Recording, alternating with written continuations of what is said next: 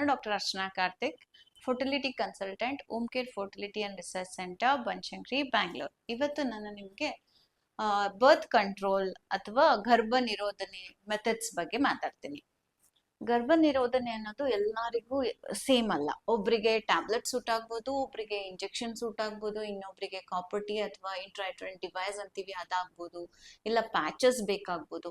ನಿಮ್ ಫ್ರೆಂಡ್ಸಿಗೆ ಯಾರಿಗೋ ಬರ್ತ್ ಕಂಟ್ರೋಲ್ ಪಿಲ್ ಕೊಟ್ಟಿದ್ರೆ ನೀವು ಅದನ್ನ ತಗೊಂಡ್ಬಿಡೋದು, ಈ ತರ ಮಾಡ್ಬಾರ್ದು. ಯಾಕಂದ್ರೆ ಒಬ್ಬೊಬ್ರಿಗೆ ಒಂದೊಂದ್ ತರ ಮೆಥಡ್ ಇದ್ರೆ ಅವ್ರ ಹೆಲ್ತ್ ಏನಿದೆ, ನಿಮ್ಮ ಹೆಲ್ತ್ ಯಾವ ತರ ಇದೆ, ನಿಮ್ ಲೈಫ್ ಸ್ಟೈಲ್ ಏನಿದೆ, ನಿಮ್ ಕೆಲ್ಸಗಳು ಯಾವ ತರ ಇದೆ, ನಿಮ್ಗೆ ಎಷ್ಟು ದಿನಕ್ಕೆ ಬರ್ತ್ ಕಂಟ್ರೋಲ್ ಬೇಕು, ಮುಂದೆ ನೀವು ಮಕ್ಳಾಗದೆ ಇರೋಂಗೆ ಏನಾದ್ರೂ ಟ್ರೀಟ್ಮೆಂಟ್ ಎಷ್ಟು ವರ್ಷ ಬೇಕಾಗತ್ತೆ, ಅಥವಾ ಮಕ್ಳಿಗೆ ಟ್ರೈ ಮಾಡ್ತೀರಾ, ಇದ್ರ ಮೇಲೆ ನಾವು ಡಿಸೈಡ್ ಮಾಡ್ತೀವಿ ನಿಮ್ಮ ಟ್ರೀಟ್ಮೆಂಟ್ ಏನು ಅಥವಾ ಬರ್ತ್ ಕಂಟ್ರೋಲ್ ಯಾವ ಮೆಥಡ್ ಬೆಸ್ಟ್ ನಿಮ್ಗೆ ಅಂತ.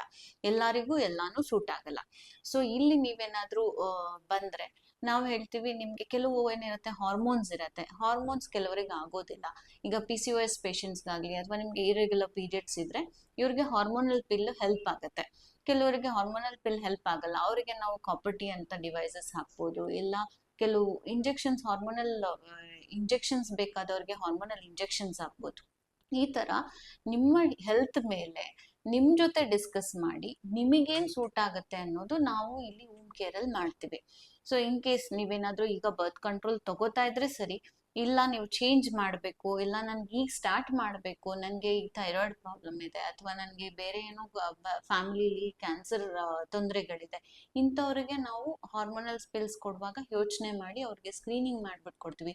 ಇಲ್ಲ ಶುಗರ್ ಕಾಯಿಲೆ ಇದೆ, BP ಜಾಸ್ತಿ ಇದೆ, ಇಂಥವ್ರಿಗೆ ಹಾರ್ಮೋನ್ ಅವಾಯ್ಡ್ ಮಾಡ್ತೀವಿ, ಅಂಥವ್ರಿಗೆ ಕಾಪರ್ಟಿ ಹೆಲ್ಪ್ ಆಗ್ಬೋದು.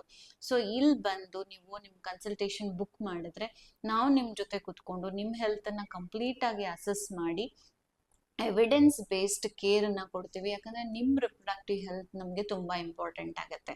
ಸೊ ಇಲ್ಲಿ ಬಂದು ನಮ್ ಜೊತೆ ಡಿಸ್ಕಸ್ ಮಾಡಿ ನಿಮ್ ಹಾರ್ಮೋನಲ್ ಬರ್ತ್ ಕಂಟ್ರೋಲ್ ಅಥವಾ ನಾನ್ ಹಾರ್ಮೋನಲ್ ಬರ್ತ್ ಕಂಟ್ರೋಲ್ ಏನ್ ಬೇಕು ಅನ್ನೋದು ಡಿಸ್ಕಸ್ ಮಾಡೋಣ. Thank you.